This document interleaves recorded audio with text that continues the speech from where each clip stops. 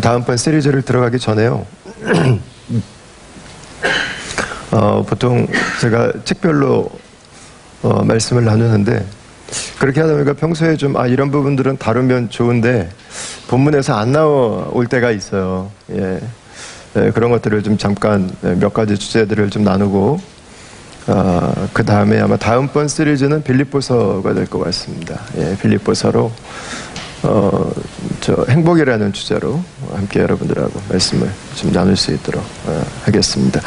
오늘은 시간에 대한 이야기예요. 시간.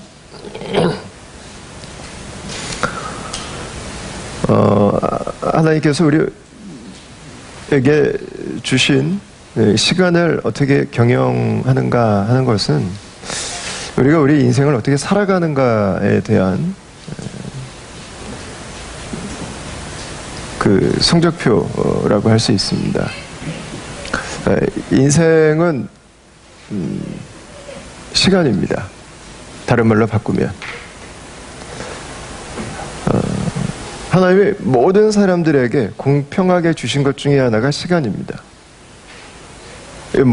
동서, 고금, 남녀, 어른, 아이를 할 것 없이 모든 사람들에게 하루에 24시간이라고 하는 시간을 그 지갑 안에 하나님은 공평하게 똑같이 넣어주셨어요.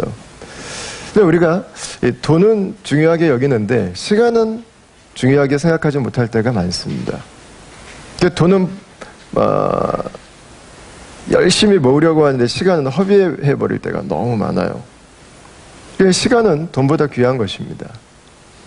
왜냐하면 돈은 벌 수 있는데 시간은 벌 수가 없는 거예요. 한번 지나가면 다시는 되찾을 수 없는 것입니다.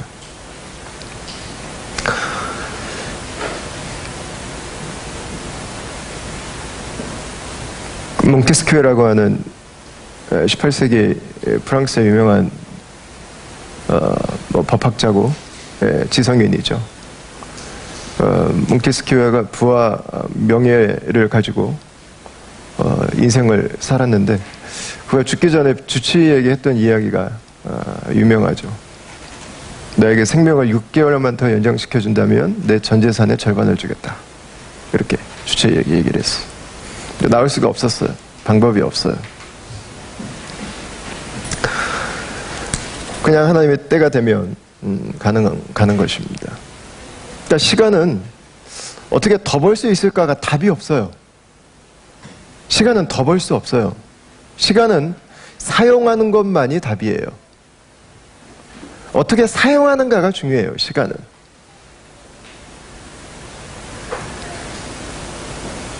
돈은 보이니까 어떻게 계산도 해보고 정리도 해보고 계획도 하는데 시간은 보이지를 않아요. 그래서 시간을 쓰기가 더 어렵습니다. 그래서 시간을 잘 관리하는 법을 훈련하는 것은 더 어렵습니다. 그런데 우리가 시간을 관리하고 시간을 사용하는 것을 배우지 못하면 인생을 방치하는 거예요. 저희 집 잔디를 열심히 깎으려고 하는데 왜 이렇게 빨리 잔디들이 그냥 자라는지 모르겠어요. 고개 돌리면 사자 나오게 생겼고, 고개 돌리면 하이에나 나오게 생겼고, 여러분, 시간이 방치된다고 하는 것은 인생이 방치되는 것입니다.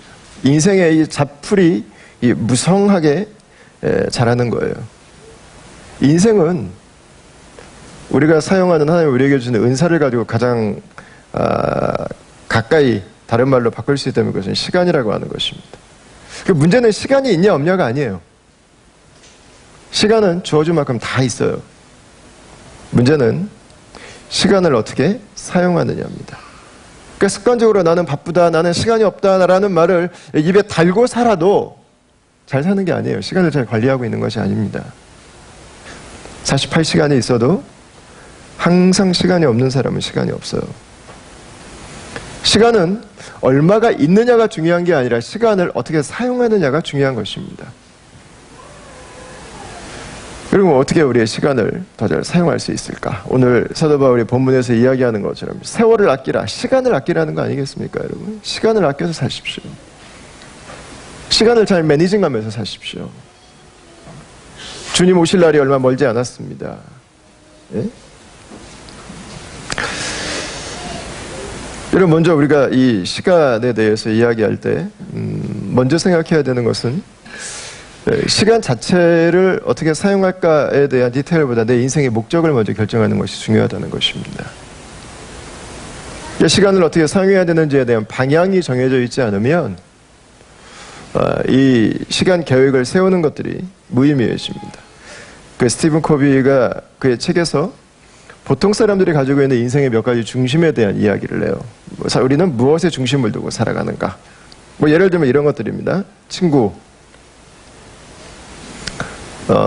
돈 버는 것, 이성, 학교, 직장, 스포츠나 취미, 어떤 영웅, 내 적이 내 인생의 중심이 된다고? 가능합니다, 여러분. 예. 자기 자신, 공부, 많은 것들이 있습니다. 그럼 이것들이 다 잘못됐거나 문제가 있지 않습니다. 우리의 삶의 일부고 우리가 어떤 것들은 소중히 여겨야 되는 것들입니다. 중요한 것은 이 모든 것의 중심에 하나님께서 계신 것입니다. 하나님은 우리에게 일하지 말라고 말씀하시지 않습니다. 하나님께서 우리에게 돈이 필요 없다고 말씀하시지 않습니다. 하나님이 우리에게는 친구 없어도 된다고 말씀하시지 않으세요. 다 소중합니다. 더 중요한 것은 이 모든 것들의 중심에 하나님이 계시는 것입니다. 하나님은 하나님께서 내 인생의 중심에서 이 모든 것들의 균형과 질서를 잡는 삶을 살기를 원하시는 것입니다.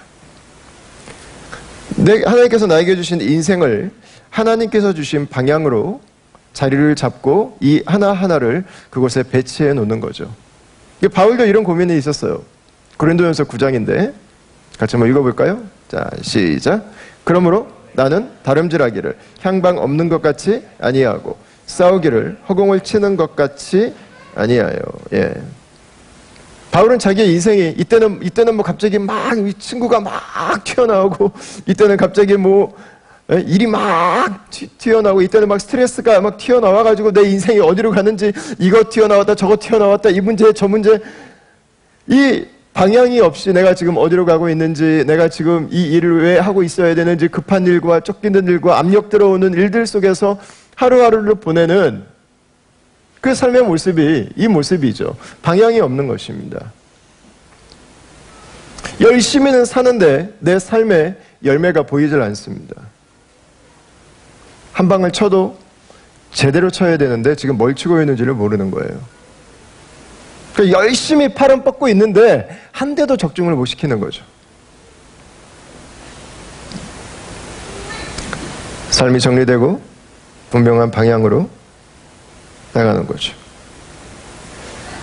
내 삶에 질서가 있고 내 삶이 타겟팅하는 목적지가 있기를 그는 원했습니다. 무엇을 위해 살지, 내 삶을 돌아봤을 때 내 삶이 지금 어디로 가고 있는지, 내 삶에서 맺은 열매가 무엇인지를 바울은 정확하게 알기를 원했어요.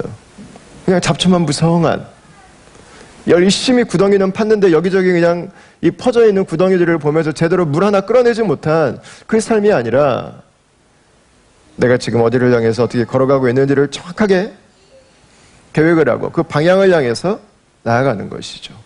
여러분, 이것을 세상의 언어로는 성공이라고 이야기를 해요. 성공.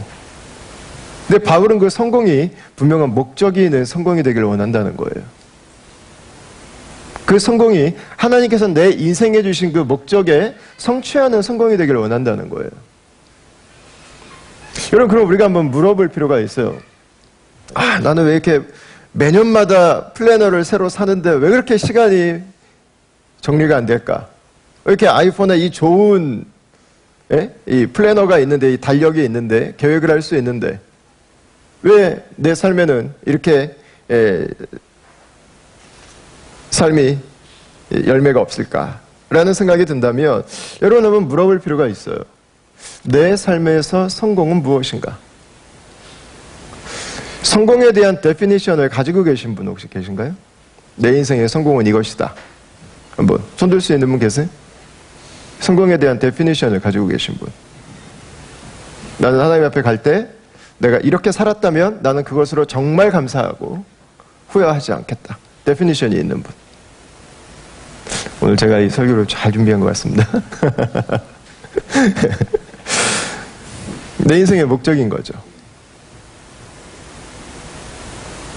하나님께서 내가 주님 앞에 갔을 때 내가 어떤 삶을 살고 가면 잘 살았다고 말씀해 주실까라는 것입니다. 지지난주에 제가 소개해드렸었나요? 스펜서 존스가 쓴 또 다른 책의 한 권이 그 선물이라는 책이 있습니다.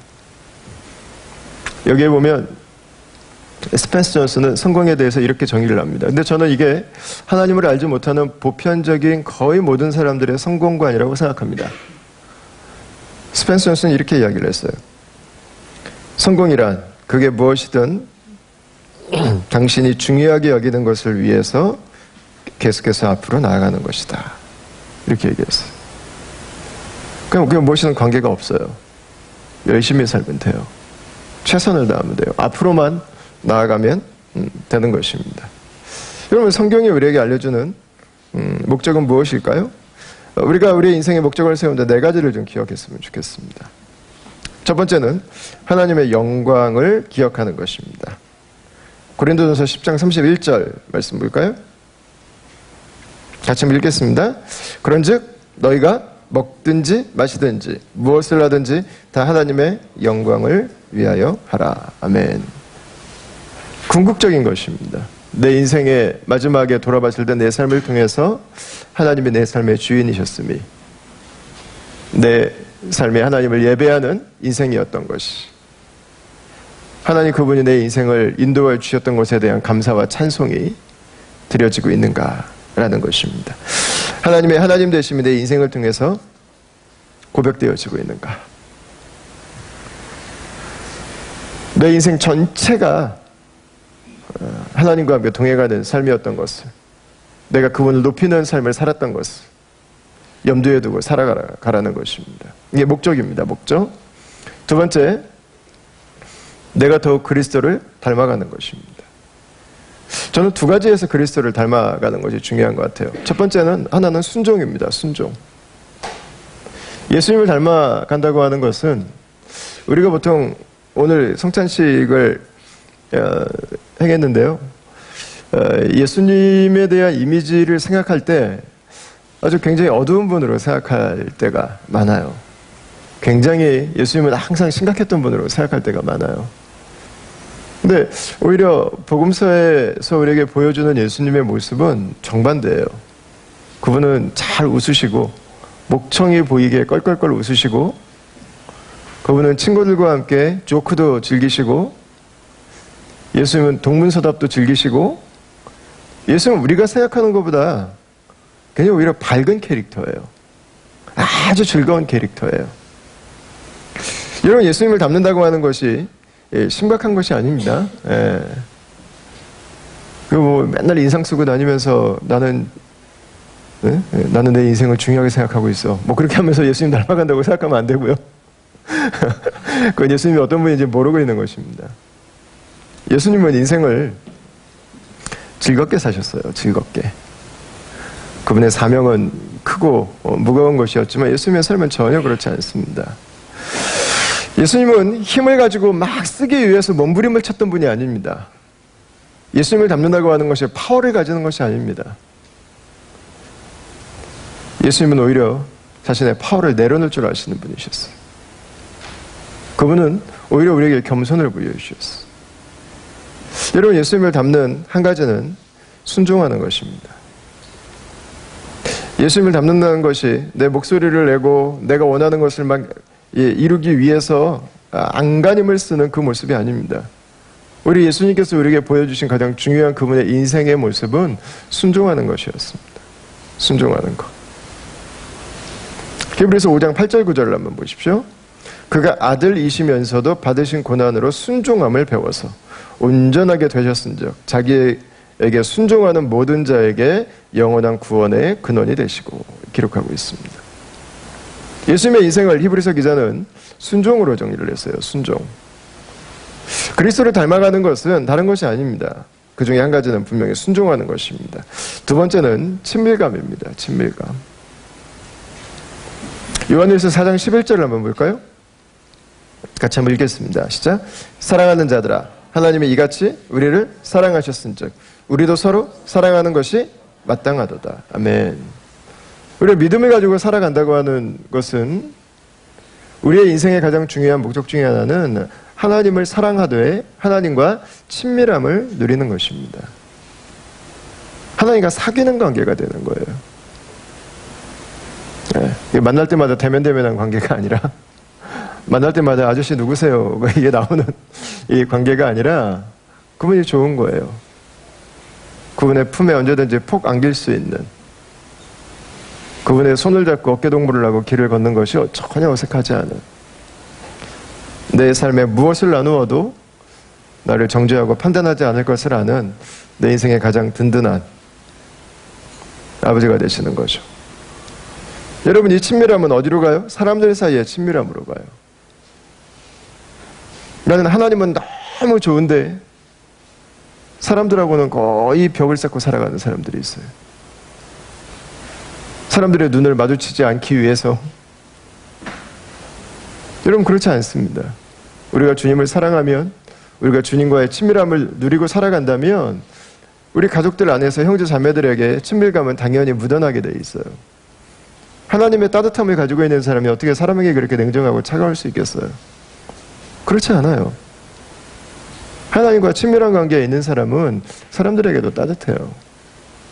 사람들에게 그 모습으로, 그 모양으로, 그 태도로 대해주죠. 우리 아버지가 날마다 나를 그렇게 대해주시니까. 여러분, 우리가 그리스도를 닮아간다고 하는 것이 뭐 더 세지고 더 내 주장이 뭐 옳다고 이 목소리를 높이기 시작하고, 여러분, 그 모습이 결코 아니에요. 반대예요, 반대. 세 번째는 세상에 기여하는 것입니다. 고린도전서 10장 23절을 볼까요? 모든 것이 가하나 모든 것이 유익한 것은 아니요 모든 것이 가하나 모든 것이 덕을 세우는 것이 아니니, 이렇게 기록합니다. 여러분, 우리가 할 수 있는 것들이 많습니다. 그러나 꼭 하지 않아도 되는 것들도 있다는 것입니다. 내 삶을 계획할 때 내가 할 수 있어요. 그러나 하지 않아도 되는 것이라면 그것을 생략할 수도 있어야 되는 것입니다. 그거 당연히 나쁜 건 아닐 수도 있어요. 그러나 꼭 하지 않아도 되는 것이라면 내가 할 수 있는 최선의 일을 하는 것이 더 옳다는 것입니다. 내가 나를 위해서 하지 않아도 되는 일을 열심히 할 수도 있지만 내가 어떤 일을 해나갈 때 그것이 다른 사람들에게 아니면 어떤 공동체에게, 우리가 살고 있는 이 사회에 기여하는 부분들이 있다면 거기에 포커스를 맞추는 것입니다. 저는 최근에 뉴스들을 보면서요, 우리 아이들이 이렇게 살면 좋겠다는 생각을 했던 게, 독일에 있는 한 여자아이가 자신의 미래에 대해서 계획을 하는 이야기를 들었는데, 7학년 이야기가 7학년. 자신의 앞으로 미래 잡을 찾는데 가장 첫 번째로 고려하는 내용이 뭐냐면 세상의 필요라는 이야기를 하더라고요. 7학년짜리가.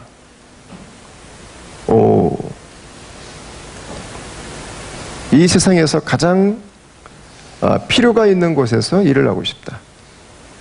그것이 약자든 버림받은 사람들이든 그것이 환경 문제든 무엇이든.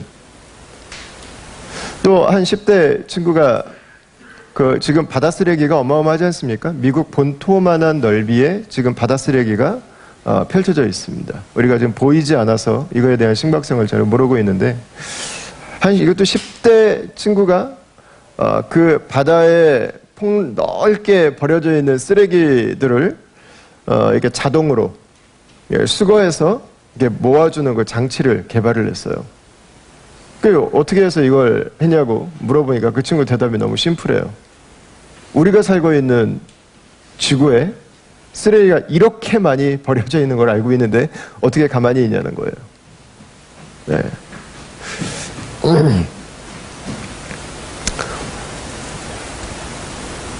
10대가 아니시라 좀 멀리 느껴지시나요? 여러분, 사회에 대한 기여입니다. 세상에 대한 기여. 어떻게 보면 우리의 직업도 사회에 대한 기여죠. 뭐 사회적 기업이라는 말이 나오지만 여러분, 우리의 모든 잡은 사회를 서브하는 일입니다. 손님을 서브하는 일입니다. 내가 하는 일은 다른 누군가를 서브하는 일입니다.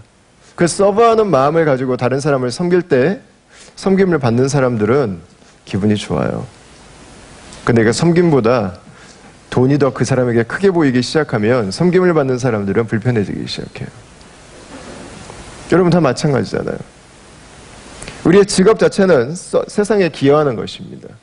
그 직업을 나의 목적만을 위해서가 아니라 사회의 목적을 위해서 사용하는 이유가 있다면 여러분, 그것은 세상에 기여하는 하나의 모습이 될 수 있는 것이고요.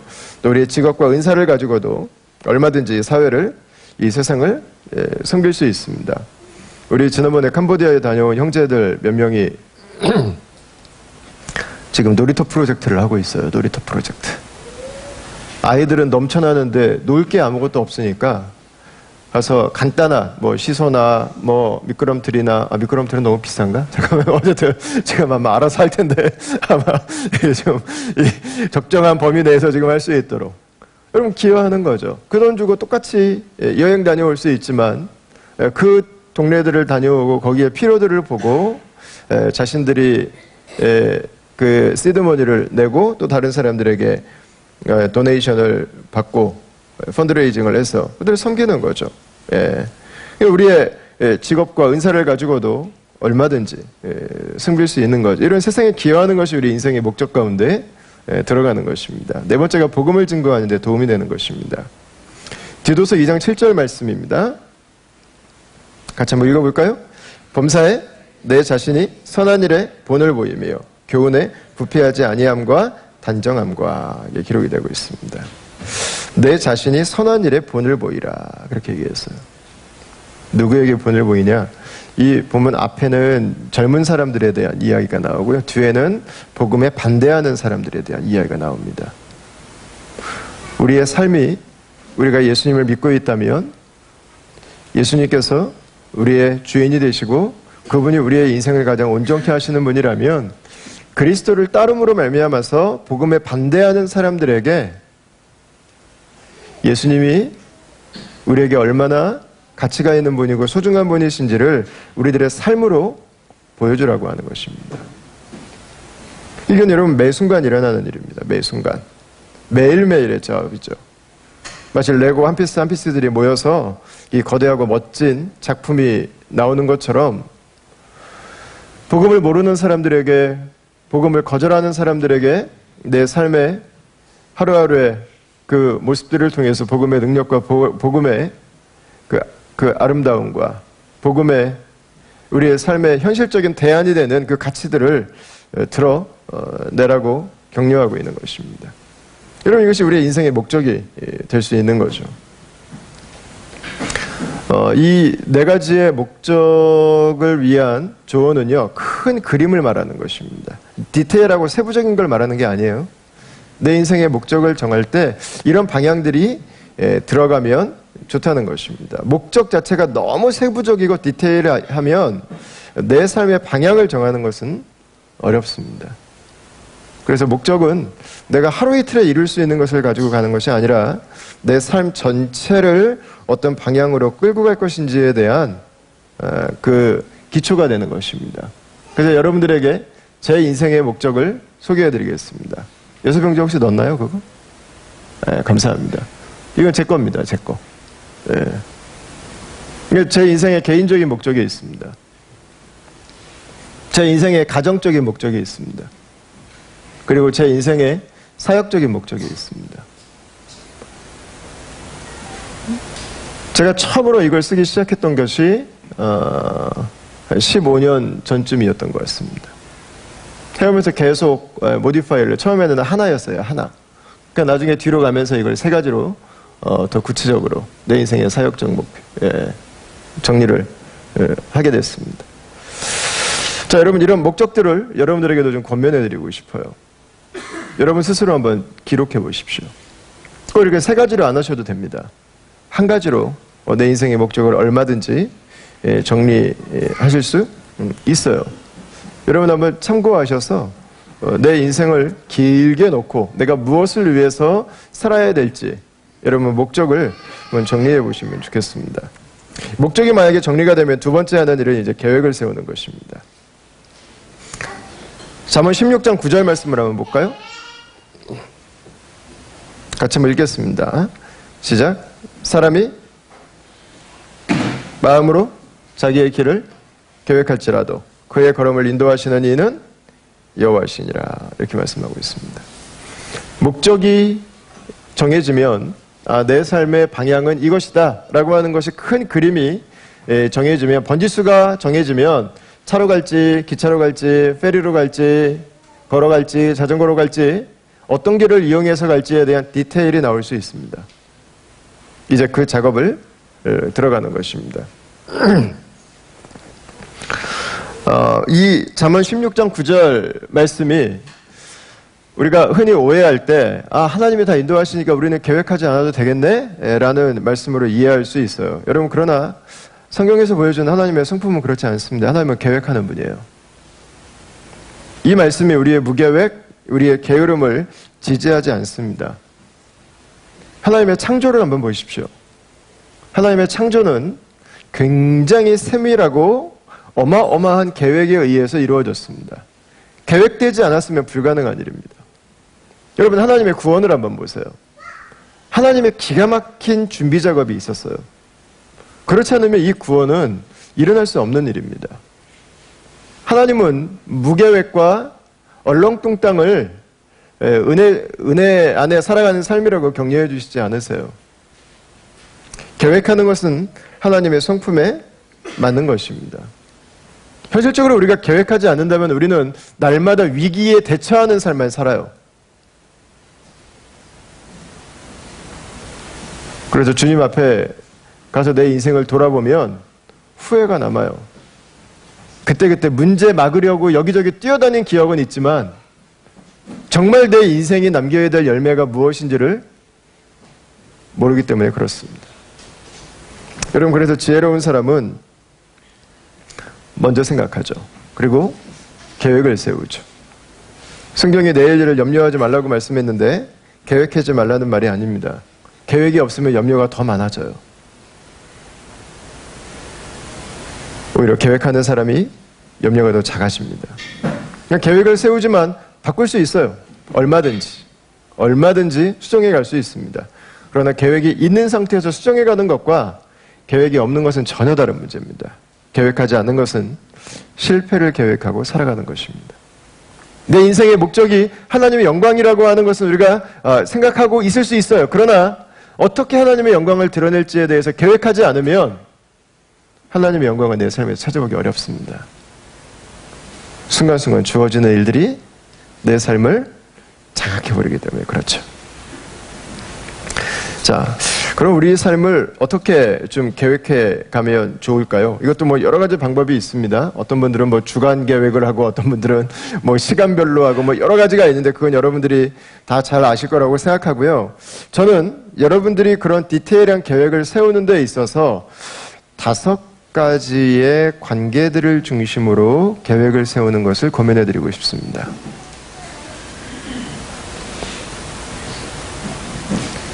첫 번째는 하나님과 나와의 관계를 기억하면서 계획하십시오. 아가서 말씀을 한번 읽어볼까요? 아가서 말씀. 내게 입맞추기를 원하니 내 사랑이 포도주보다 나음이로구나. 내 기름이 향기로워 아름답고 내 이름이 쏟은 향기름 같으므로 처녀들이 너를 사랑하는구나. 왕이 나를 그의 방으로 이끌어들이시니 너는 나를 인도하라. 우리가 너를 따라 달려가리라. 우리가 너로 말미암아 기뻐하며 즐거워하니 내 사랑이 포도주보다 더 진함이라. 처녀들이 너를 사랑함이 마땅하니라. 이렇게 말하고 있습니다. 여러분, 아가서는 왕의 미래를 그리고 있습니다. 미래죠. 그리스도와 교회의 사랑 이야기입니다. 하나님의 자녀로서 그분을 더 알아가고 그분을 더 사랑하고 그분과 교제할 수 있는 시간들이 내 인생의 계획 속에 있어야 됩니다. 이것은 매일 있어야 되는 계획입니다. 매일. 우리가 플래너를 사용하고 있다면 날마다의 시간에 지정된 시간이면 가장 좋습니다. 들쭉날쭉하지 않도록. 그때 하나님이 내 삶의 중심에서 나의 공급자가 되실 수 있습니다. 그때 내 삶이 하나님으로 말미암아서 날마다 필터링이 될 수 있습니다. 그때 하나님으로 말미암아서 내 삶이 그분의 인도하심을 경험할 수 있습니다. 날마다 만나는 사람과는 친해지지 않을 수 없어요. 하나님과 우리가 하나 되는 그 기쁨들을 경험할 수 있습니다. 그래서 여러분, 우리의 실제적인 계획을 준비하면서 하나님과 나라고 하는 관계를 기억하십시오. 다음에 두 번째는 가족입니다. 가족. 디모데전서 5장 8절 말씀을 같이 한번 읽어봅니다. 누구든지 자기 친족, 특히 자기 가족을 돌보지 아니하면 믿음을 배반한 자요 불신자보다 더 악한 자니라. 아멘. 가족과 함께 있는 시간을 만드십시오. 가족과만 함께 있는 것도 추천할 만한 것은 아닙니다. 그러나 모든 사람들과 잘 지내는데 그 관계 속에 가족이 없다고 하는 것도 주님의 뜻은 아닙니다. 가족은 일주일에 내 시간에서 어느 정도 포션으로 반드시 내가 시간을 사용하고 내 에너지를 써야 되는 곳입니다. 가족은 첫 번째 선교지고 첫 번째 사역지입니다. 특별히 여러분들이 교회에서 사역을 열심히 하신다고 생각하는 분들일수록, 여러분들이 직장에서 일을 열심히 하신다고 생각하는 분들일수록 가족은 희생되기 쉬워요. 소외되기 쉽고, 여러분의 아내가, 여러분들의 자녀들이 직장이나 교회 때문에 아빠를 잃어버리고 가족을 잃지 않도록 여러분 가족들에게 사용하는 시간들을 집어넣으십시오. 이게 매일도 짧은 시간이 되겠지만 현실적으로 어려울 때도 있어요. 주간 단위로 그 시간들을 꼭 배치해 넣으십시오. 세 번째는 교회입니다. 나와 교회의 관계. 에베소서 2장 19절 같이 읽겠습니다. 그러므로 이제부터 너희는 외인도 아니요 나그네도 아니요 오직 성도들과 동일한 시민이요 하나님의 권속이라. 아멘. 여러분, 하나님의 권속은 하나님의 가족이라는 뜻입니다. 우리가 태어나면서부터 나를 낳아주신 분은 나의 어머니가 되고 나의 아버지가 됩니다. 선택할 수 있는 여지가 없습니다. 교회도 마찬가지입니다. 우리가 예수님을 믿는다고 한다면 우리가 교회는 다닐까 말까를 선택해야 되는 문제가 아닙니다. 예수님을 믿는다면 교회는 내 삶의 일부분입니다. 내 아버지가 아버지의 모든 것이 다 마음에 들어서 그 아버지를 나의 아버지라고 부르지는 않습니다. 이 가족을 내가 다 좋기 때문에 그 안에 있지는 않습니다. 역시 교회도 마찬가지입니다. 나의 모든 만족을 채워줄 수 있는 교회는 지상에는 존재하지 않습니다.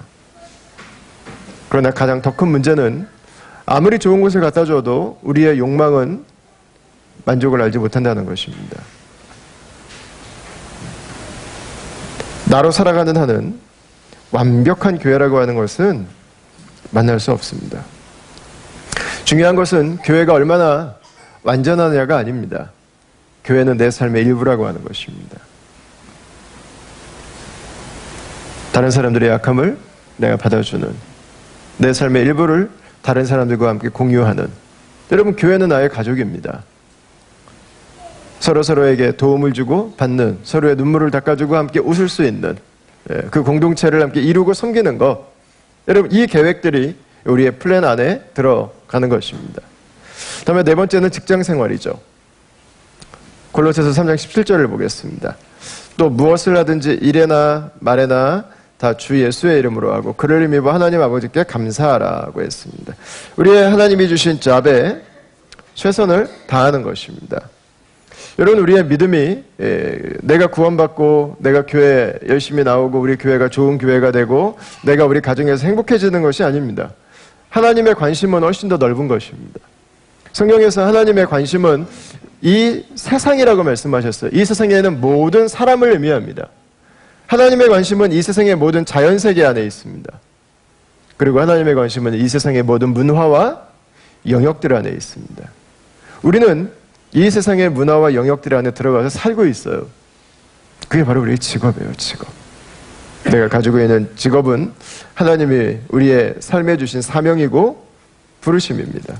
그래서 그리스도인들이 죽어서 천국 갈 감사와 기쁨만을 가지고 살면 안 됩니다. 그리스도인은 오늘 우리가 살아가는 이 세상에서 하나님이 나에게 주신 그 잡의 영역에서 하나님이 나를 그곳에 보내주신 이유를 알고 나의 기프트를 더 샤프하게 다듬어가고 나의 전문성을 더 강화해가고 그리고 내가 함께 일하는 이 직장의 동료들과 함께 상사들과 함께 그 부하 직원들과 함께 그 job 안에서 하나님이 주신 그 관계의 축복들을 누릴 수 있는 통로로 살아가는 것이죠. 마지막 다섯 번째는 이제 세상입니다. 사회죠. 예. 로마서 14장 7절입니다. 우리 중에 누구든지 자기를 위하여 사는 자가 없고 자기를 위하여 죽는 자도 없도다. 이렇게 말하고 있습니다. 세상에 특별히 약자에 대한 교회의 돌봄은 초대교회 때부터 존재했었습니다. 1세기에 핍박당하는 교회는 가난한 사람들을 위해서 섬겼습니다. 여러분 이건 당연한 거예요. 왜냐하면 만약에 교회가 나의 안정과 나의 만족과 나의 축복만을 생각하면서 자신들의 그 공동체 안에 머물러 있다는 것은 예수께서 이 세상에 성육신하지 않으시고 하늘의 높은 보좌에서 성부 성자 성령의 즐거움과 만족만을 위해서 영원토록 살고 계시다고 하는 것을 증명하는 것 같습니다.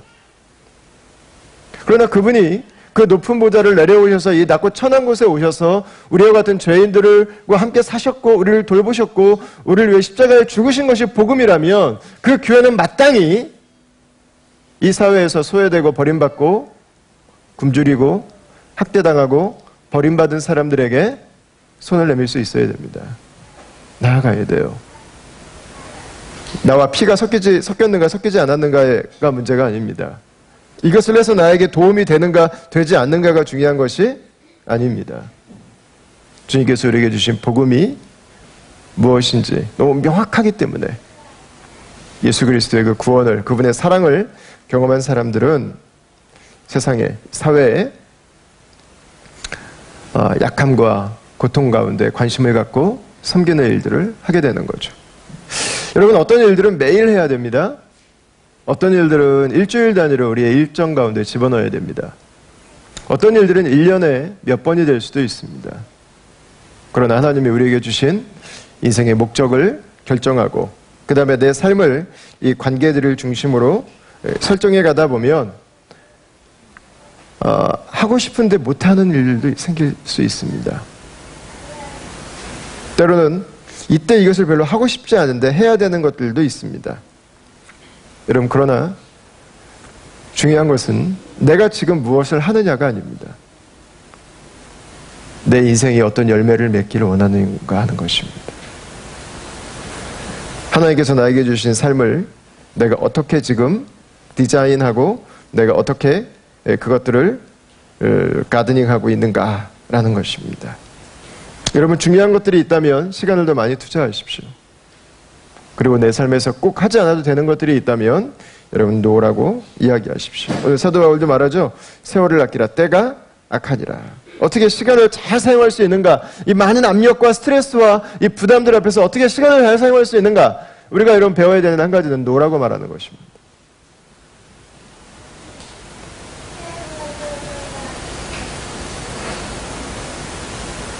무엇을 할까를 결정하지만 동시에 무엇에 대해서 놓으라고 말할지도 결정해야 됩니다.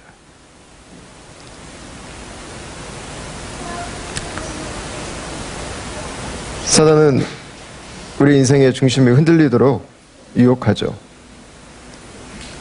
그리고 덜 중요한 일에 우리가 항상 바쁘도록 만들어 놓습니다. 이런 믿음 안에서 살아가기를 원하는 사람들은 참 많아요. 하나님께 감사하면서 살아가는 사람들도 참 많아요.